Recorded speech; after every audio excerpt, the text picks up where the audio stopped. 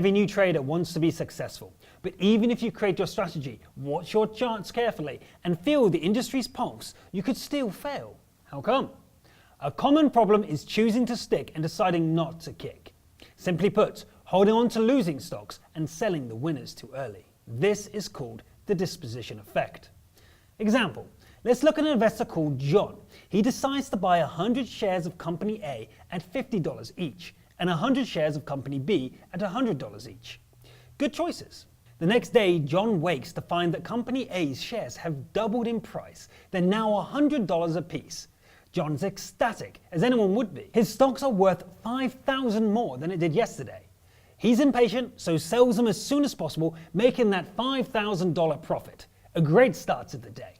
However, John then checks company B's shares and sees they've been cut in half. They're now worth only $50.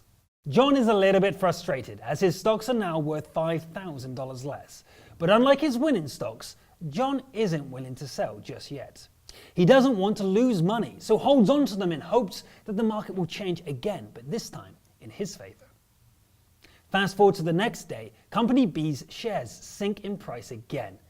They're now valued at $40, down $10. He just lost another $1,000. John is understandably upset, but he still hopes and continues to stick to his losing stock.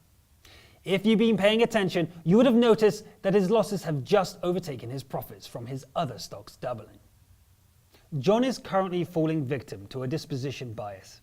If only he had set up a $10 stop loss, then the damage would have been limited to $1,000, as the stocks would have been sold automatically when they dropped to $90. So what's the most important thing in trading? Profits? Strategy? Knowledge? Although all are important, the most important is risk management. Trading is all about risk. Keeping losing shares, hoping that they will pay off over time, is risky. Selling winners too early, not letting them mature, is also risky. The disposition effect tends to increase risk, so be wary of it. Being a smart investor means having the ability to assess and manage risk. Stay savvy, set stop losses, and learn when to kick and stick with Capital.com.